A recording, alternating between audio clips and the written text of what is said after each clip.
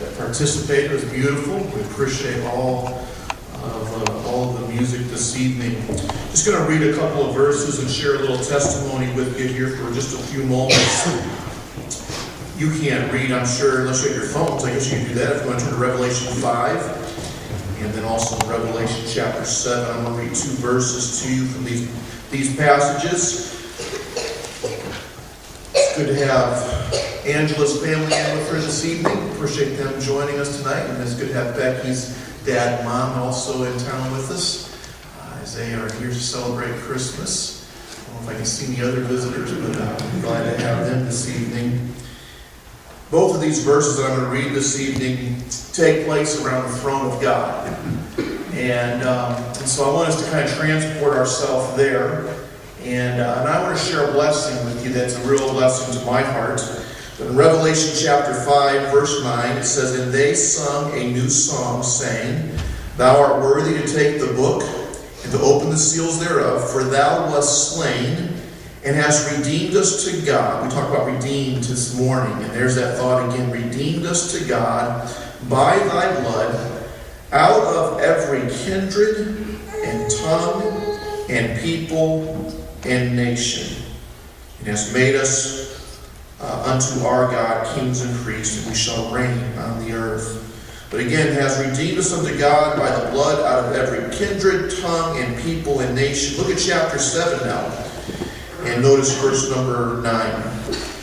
Again, still around the throne. It says, "After this I beheld, and lo, a great multitude, which no man could number, of all nations and kindreds and people and tongues, stood before the throne and before the Lamb, clothed with white robes and palms in their hands, and cried with a loud voice, saying, Salvation to our God, which sitteth upon the throne, and unto the Lamb." It's really easy for us at times, church, to get very narrow-sighted and only see what's in our realm right around us. And I want to remind you that there's a whole world out there of people from every kindred, every tribe, every nation that know Jesus Christ and know God, have been redeemed by God through His blood. And one day we're going to have the opportunity to worship with all of them around the throne. It's going to be an amazing thing. Sometimes I think about that, and I get really thrilled. And several years ago, when I was pastoring in Pennsylvania, we had a missions conference one year where really we had the mission field come to us. We had one of our missionaries that came from Papua New Guinea, and he brought with him 4 men from Papua New Guinea on this missions trip. 4 natives of that place. 2 of them were from the city. One was a banker, and the other was a business owner. And so they were refined. They spoke good English. And then they brought 2 men from the bush, they called it, from the jungle. And they spoke pidgin English, and they couldn't understand our English, and we couldn't understand their pidgin English. And so we had a good time with them throughout that week of missions conference. But on one night, we had the men come up and give testimonies about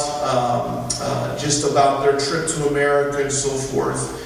And one of those men from the bush got up, and he began to speak through the missionary as an interpreter, and began to share how grateful he was for our church for sending that missionary. That missionary was from our hometown there in Pennsylvania. And actually went over to the very first church he started, where this man was saved, was named after our church in Pennsylvania, Fellowship Baptist Church, there in the jungles of New Guinea.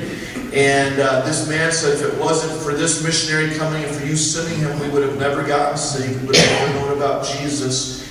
And I tell you, church, we had probably 100 people in the service that evening, and there's 200 eyeballs and 200 eyes just full of tears that night as we just watched and listened to this testimony. And it reminded me of what heaven's going to be like as we could experience that.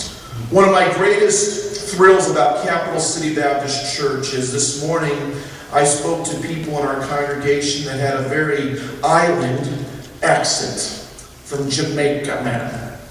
And I spoke to him, and I spoke to somebody from Sierra Leone that's still learning English. And I spoke to somebody from Ghana that just, by way of Dallas, Texas, that just moved here. And I love the international part of our church. That is one of the greatest thrills. Rachel and I were talking the other day what we loved about our church, and that was right at the top of our list, is how God has brought together a body of believers. A Hawaiian lady up here singing for us this evening about Oh Holy Night. She's never seen snow in Hawaii before, and she's singing about these things like this, and how God's brought us all together. Whether you're from Ohio, West Virginia, a foreign country, God has brought us all together. And the only reason we're together is because of Jesus Christ. There's no other reason why our paths would cross except for Jesus Christ. And again, it all comes back to his birth, where it all began. He came and he did all this. He lived that life, all these things, and we came together. And now we have an opportunity to go out and to tell others, both here and around the world. Here in Columbus, we're privileged because we can reach the world right here. They're all around us, church. There are people of every ethnicity all around us, and we can reach them with the gospel, and what a difference that can make. And I want to encourage us in this Christmas season to truly think of what a blessing it is, and then how indebted we should be to get that message out there as well. Tonight, in just a moment, we're going to light these candles, and every year I get excited to see the candles light up this room. And it really is a picture of what we could do in this world. We live in a dark, dark world. And the Lord has called us to be lights, to make a difference. And so tonight, as your candle is lit, you see that get expand in our room. I want to encourage you to think about the light that you should be as we go out into this world.